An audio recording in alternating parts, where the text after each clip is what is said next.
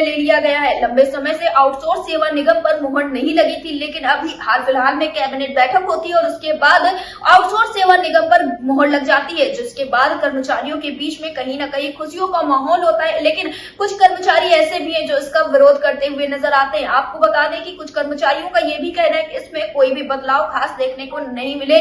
बस एक चीज अच्छी हुई कि जो ये कर्मचारी हैं, इनका मानदेय 16 से 20 हजार होने वाला है। सरकार ने जब से आउटसोर्स सेवा निगम का गठन किया है, तब से कहीं न कहीं कर्मचारियों के बीच में काफी सारे सवाल खड़े हो रहे हैं और कर्मचारियों का कहना है कि आखिर ये सारी चीजें धरातल पर किस तरह से लागू होंगी, क्योंकि आखिरकार सभी काम तो एजेंसियों के द्वारा अब भी किए जाएंगे। फिलहाल इन सारी चीजों को लेकर, आउटसोर्स सेवा निगम के गठन को लेकर कर्मचारियों की क्या कुछ राय है, कर्मचारी किस तरह के बदलाव चाहते हैं, इस विषय पर ज्यादा जानकारी देते हुए प्रदेश अध्यक्ष विजय विद्रोही ने क्या कुछ कहा है, आप भी सुनिए। विजय विद्रोही जी, आपका हमारे चैनल अटल टीवी पे बहुत बहुत स्वागत है। जी आभार आपका, धन्यवाद। विजय विद्रोही जी, जैसा कि हाल फिलहाल में देखने को मिला कि सरकार की तरफ से जो आउटसोर्स सेवा निगम का गठन होना था, उस पर पूरी तरह से मुहर लगा दी गई है, जिसमें कुछ कर्मचारी इसका जमकर स्वागत कर रहे हैं, क्योंकि कहना है कि मानदेय जो है वो 16 से 20 हजार रुपए मिलने वाला है। इसी के साथ 1 से 5 तारीख के बीच में मानदेय अब कर्मचारियों के खाते में सीधे पहुंचेगा। लेकिन कुछ लोगों का कहना है कि अभी इसमें और बदलाव जरूरी थे, तो इस पर आपकी क्या राय है? देखिए, जो सरकार के एजेंट हैं वो जरूर इससे खुश हो सकते हैं, क्योंकि उनको खुश होने की भी कीमत मिलती है जी। वो कर्मचारी नहीं हो सकते हैं जो इससे खुश है, इसलिए कि ये जो मैं पहले से भी कहता रहा हूँ कि ये जो निगम बनाने का जो अवधारणा है, ये एक तरह से आउटसोर्सिंग को स्थायी करने और कर्मचारियों के गले में फांसी का फंदा लगा देने की कार्रवाई के सिवा कुछ नहीं है। तो इसको अगर ठीक से देखा जाए तो उसमें वो कह रहे हैं कि प्रति कर्मचारी को 26 दिन काम करना पड़ेगा। एक तो ये है, जबकि बाकी राज कर्मचारी जो है वो 22 दिन काम करते हैं जी। दूसरा ही उन्होंने कहा कि हम 1 साल के लिए, 1 साल की अवधि के लिए भर्ती होगी। भर्ती की प्रक्रिया में वो जो अस्थायी कर्मचारी की भर्ती की प्रक्रिया समूह ख और ग की है, उसी तरह से परीक्षा होगी। परीक्षा के बाद उनका साक्षात्कार होगा और साक्षात्कार के बाद उनका जो है जैम पोर्टल के जरिए माने उनका चयन होगा जी। तो चयन की प्रक्रिया अस्थायी कर्मचारी की तरह, सेवा 1 वर्ष की, 2 वर्ष का एक्सटेंशन जिस कंपनी के द्वारा ये सप्लाई की जाएगी डिमांड आई है, वो कंपनी इनका 2 साल एक्सटेंशन उसकी स्वेच्छा पर है। तो एक तो ये है कि 3 साल की सेवा अधिकतम उन्होंने बताई कि किसी भी कर्मचारी का जो कार्यकाल होगा वो अधिकतम 1 वर्ष से 3 वर्ष होगा जी। तो एक बात तो ये है कि पूरी माने स्किल को आपने फंसा दिया, 3 साल बाद कहाँ जाएगा कर्मचारी, एक तो ये है। दूसरा ये है कि उन्होंने जीएसटी से इसको मुक्त नहीं किया जी। उन्होंने सर्विस टैक्स उधरे लेना है, उनको प्रोविडेंट फंड इन्हीं से काटना है जी। ईएसआई का पैसा इन्हीं से काटना है जी। तो कुल मिला के अगर आप देखिए कि 18% जीएसटी, फिर आप देखिए कि 6% सर्विस टैक्स और फिर उसके बाद प्रोविडेंट फंड और ईएसआई, अगर ये सबका टोटल अगर आप कर दीजिएगा तो वो जो जिसको वो 18,000 और 20,000 कह रहे हैं, वो 15,000 पर आकर 15,500 पर आकर खड़ा हो जाएगा, वो 12,500 13,000 पे आकर खड़ा हो जाएगा जी। तो वो वेतन में भी कोई बड़ी वृद्धि नहीं हो रही। नंबर 3 बात वो जो कह रहे हैं कि 5 तारीख तक हम इनका भुगतान करा देंगे, तो उसमें आप कौन सी नई बात कह रहे हैं? अभी भी पेमेंट ऑफ वेजेस एक्ट में है कि 1 तारीख से 10 तारीख के बीच में आप भुगतान करिए जी। नहीं करने पर उनके खिलाफ कार्रवाई की जाएगी। कार्रवाई आप करते नहीं है, क्योंकि वो जितने कंपनियां सप्लाई दे रही हैं जी, जितनी ठेकेदार कंपनियां हैं आउटसोर्सिंग की, वो सारी कंपनियां या तो नेताओं की है या नेताओं के रिश्तेदारों की है जी, या बड़े कारपोरेट घराने उसमें लगे हुए हैं। तो जो कारपोरेट घराने और नेताओं के रिश्तेदार, उनके स्वजन बहुत बड़े पैमाने पर मजदूरी के नाम पर, मजदूर सप्लाई करने के नाम पर, कर्मचारी सप्लाई करने के नाम पर उनका खून पी रहे हैं, लूट रहे हैं।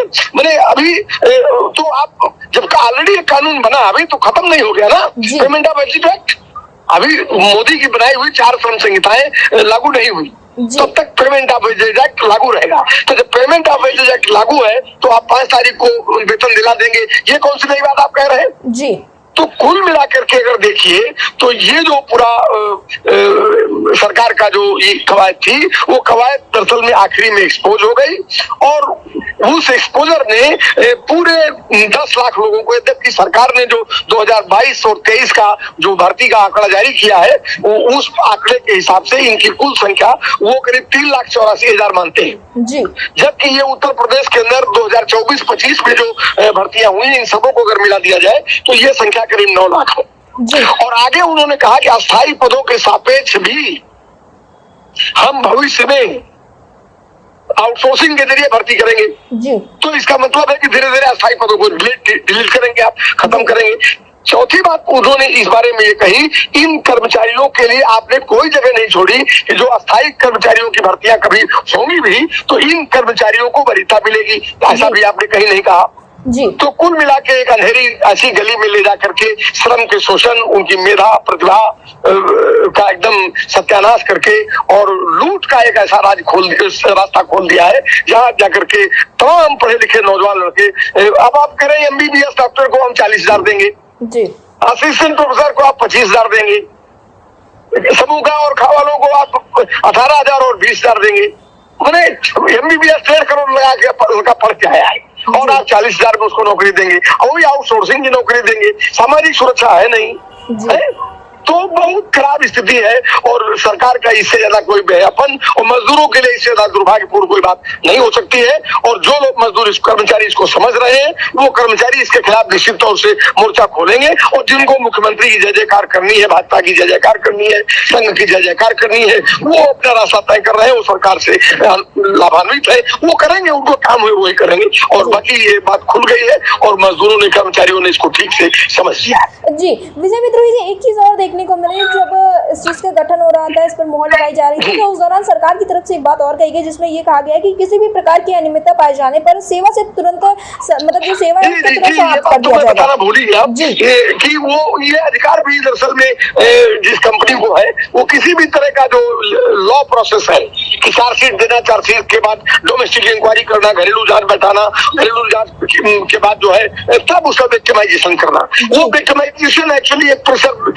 पावर है उनके पास जिसके जरिए वो किसी भी तरह की अनियमितता जो सप्लायर कंपनी के द्वारा या सरकार के द्वारा उनके साथ की जा रही है, जो लूट की जा रही है या मान लीजिए उनके साथ काम के घंटों में बढ़ोतरी की जा रही है, ये सब जो उनका शोषण और दोहन है, अपमान है, उसके खिलाफ अगर आप मुंह खोलेंगे तो आपको शाम को ही उस कंपनी से बाहर कर दिया जाएगा। ये रास्ता भी सरकार ने इस कानून के जरिए, इस निगम के गठन के जरिए खोल दिया है। तो कुल मिला के शोषण की एक ऐसी दिशा सरकार ने पकड़ा दी है जहां सिर्फ अंधेरा और अंधेरा है और अब तो मैंने एक बड़े आंदोलन और बड़ी लड़ाई के जरिए ही इसको तोड़ के और नया रास्ता नौजवान खड़ा कर सकता है और ये जो कर्मचारी है अपना भविष्य चला सकते हैं। बाकी बहुत निराशाजनक स्थिति है जी। यानी कि जो विजय विद्रोही जी, सरकार आउटसोर्सिंग सेवा निगम के गठन को लेकर बड़ी बड़ी बातें करती हुई नजर आई थी, तमाम ध्यान आकर्षित करती हुई नजर आई थी, वो महज एक जुमला साबित होता हुआ नजर आ रहा है धरातल पर। नहीं, उनको दरअसल में समझना एकदम ठीक से बहुत जरूरी है, सरकार को समझना बहुत जरूरी है। सरकार एक्चुअली पूंजीपतियों के लिए काम कर रही है, वो कारपोरेट की सरकार है, वो भाई भतीजों को लाभ पहुंचाने वाली सरकार है। तो कारपोरेट को मदद पहुंचाने वाली सस्ता मजदूर जब रहेगा, सस्ता कर्मचारी जब रहेगा, क्यों वो देंगे। मैंने कई बार आपके चैनल पर ये बात कही है कि एक जो स्टाफ नर्स है वो अस्थायी कर्मचारी के रूप में पीजीआई के अंदर 3,40,000 रुपए तनख्वाह उठाती है और आउटसोर्सिंग वाली 10,000 पाती है जी। तो ये बहुत बड़ा वेरिएशन है ना। अभी सुप्रीम कोर्ट ने भी टीचर्स के सवाल पर क्या कहा, उन्होंने कहा कि आप उनको कम पैसे दे करके, संविदा जैसे शब्द का इस्तेमाल करके आप सिर्फ उनको पैसे ही कम नहीं दे रहे हैं जी, उनकी प्रतिभा, उनके सम्मान, उनकी पूरी गरिमा को आप डिस्कस कर दे रहे हैं जी।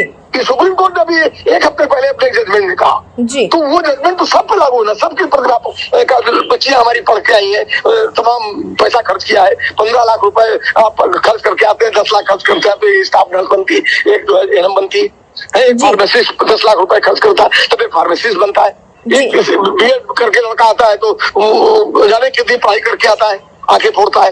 तो वो जितना पढ़ लिख के आप आए हैं, मेडिकल में MBBS करने के लिए 18 घंटे पढ़ाई की जरूरत है, आप उसको 40,000 आप देने जा रहे हैं और वो भी आउटसोर्सिंग में। मैंने संविदा में एक बात होती थी, ये आउटसोर्सिंग आ गया। मैंने एक मालिक की गुलामी करनी है आपको, जी। तो ये कंपनी राज जो है, ये सरकार यही लाना चाहती थी, और सरकार का दरअसल में न जनता से कोई सरोकार है, न इस देश की युवाओं से है, न पढ़े लिखे छात्रों से है, जो पीढ़ी आ रही है, न उनसे कोई सरोकार है। इनका सरोकार ये है कि किसी तरह से तुम्हारा खून निचोड़ करके पूंजीपतियों को दे दिया जाए, जी। और वो उसी सरोकार को कानूनी जामा पहनाने के लिए दिल्ली और लखनऊ दोनों लगे हुए। जी, विजय विद्रोही जी, अटल टीवी से जुड़ने के लिए धन्यवाद। जी धन्यवाद, धन्यवाद जी, धन्यवाद।